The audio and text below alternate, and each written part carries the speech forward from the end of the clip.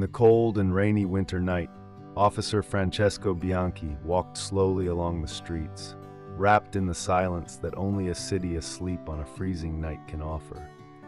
His breath condensed in the cold air, while with one hand he held the flashlight, and with the other he clutched a cup of coffee that had now cooled. He was almost at the end of his patrol shift and couldn't wait to get home. But suddenly, the silence was broken by a faint, almost imperceptible sound that made him stop dead in his tracks.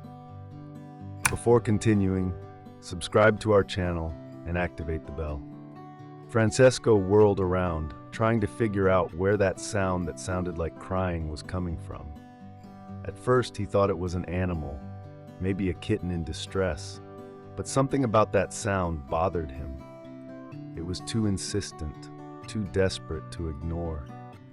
He decided to follow the sound, which seemed to be coming from a dark alley nearby. He advanced cautiously, his heart beating faster with each step until he reached the place from which that heart-rending moan came. When he pointed the flashlight at a pile of rubbish, Francesco's heart stopped for a moment. There, among abandoned bags of rubbish, a small newborn was trembling. The child was wrapped in a dirty blanket and seemed almost helpless, as if life itself was abandoning him. Without thinking twice, Francesco knelt down and took the child in his arms. He immediately wrapped him in his coat, trying to warm him and protect him from the biting cold. It was incredible to think that someone could abandon such a fragile creature on such a cold night. As he anxiously awaited the arrival of the ambulance, Francesco found himself staring at that little face, wondering who could be so cruel as to abandon a newborn baby in the garbage. He couldn't understand such a senseless and cruel act. When the ambulance finally arrived, he climbed aboard with the child, unable to leave him alone. During the short ride to the hospital, he kept looking at the newborn, and a sense of responsibility and protection began to grow inside him. Once they arrived at the hospital, the baby was immediately taken to the NICU. The medical staff worked frantically to stabilize him. Francesco, visibly shaken by what had happened, remained in the hall, unable to leave. He continued to think about that child, how fragile and defenseless he was, and how his life had been hanging by a thread until a few minutes before. He spent that night in the hall, trying to understand how something like this could happen, feeling more and more tied to that little being. In the days that followed, Francesco couldn't stop thinking about his newborn. Every day after his shift, he went to the hospital to check on his progress. He soon became a regular visitor, and the nurses began to get to know him. During one of his visits, as he watched the baby through the window of the intensive care unit, he noticed that he was developing a deep bond with him. He affectionately called him Angelo, because he felt that the child had miraculously survived. As the days passed, the story of Angelo's rescue made the rounds in the city, attracting the attention of the local media. The news of the newborn saved from the garbage touched the hearts of many, and Francesco was celebrated as a hero. But for the policeman, the story was not limited to a heroic act. The more time passed, the more he felt that the fate of that child was tied to his own. As the press continued to tell his story, Francesco found himself facing a new challenge. The authorities and social services were trying to track down the child's parents, but without any success. No one seemed to be claiming Angelo, and every lead the investigators followed turned out to be a dead end. The detective assigned to the case, Silvia Rinaldi, tried several times to question Francesco about the night he found the child, trying to understand if there was anything suspicious. But, apart from the desperate crying, there were no other significant details.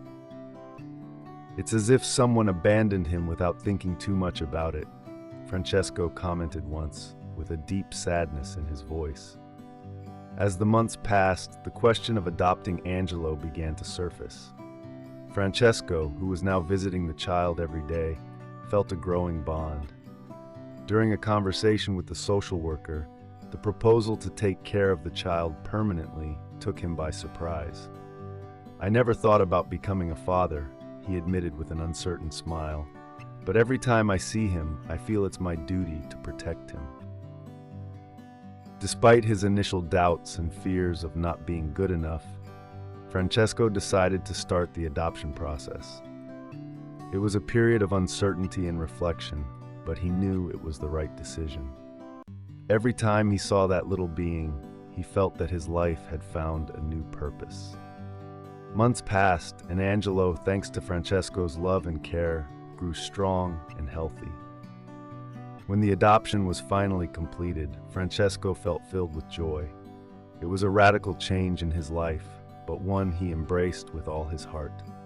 Years later, Angelo was 16 years old.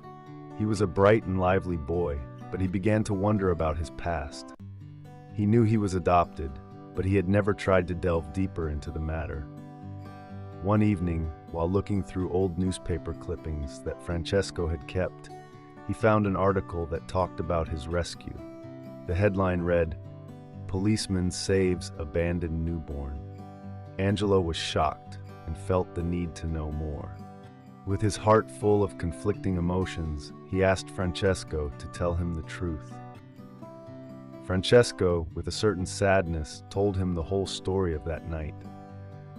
The boy listened attentively, but he felt that there was still something unsaid. He wanted to know who his biological parents were and why they had abandoned him. Determined to find the truth, Angelo began a long search. With the help of documents, hospital records, and some contacts, he managed to track down the woman who had been the social worker in charge of his case. After several conversations, he found information about a possible family connected to him. Eventually, he decided to meet a woman, his Aunt Giovanna, a relative who lived in a small village nearby. Giovanna welcomed him warmly, and together they explored old family stories. "Your parents loved you," she explained, "but they were trapped in a terribly difficult situation. Their decision to leave you was not for lack of love." Angelo discovered that his biological parents had faced enormous difficulties, including financial and mental health problems. They had made that extreme decision not out of lack of affection, but out of desperation. Angelo found himself overwhelmed by the complexity of that story and the depth of his parents' sacrifice. When he returned home, he felt he finally had a more complete vision of his origins, but for him, Francesco was and always would be his true father. One day, looking him in the eyes, he said, "If it weren't for you, I wouldn't be here today. You are my true family, and you always will be." Over time, he decided to share his story with the world. He wanted to give hope to those who, like him, had experienced the uncertainty of their origins. He wrote a book in which he recounted his journey and the valuable lessons he had learned along the way. The book's publication had an incredible impact. People from all over the country began writing to him, telling him their stories. Many were experiencing the same challenges, and Angelo's book became a source of inspiration and comfort for those seeking answers about their past. Did you like this story? Leave a comment below. Thanks for watching the video till the end, and see you next story.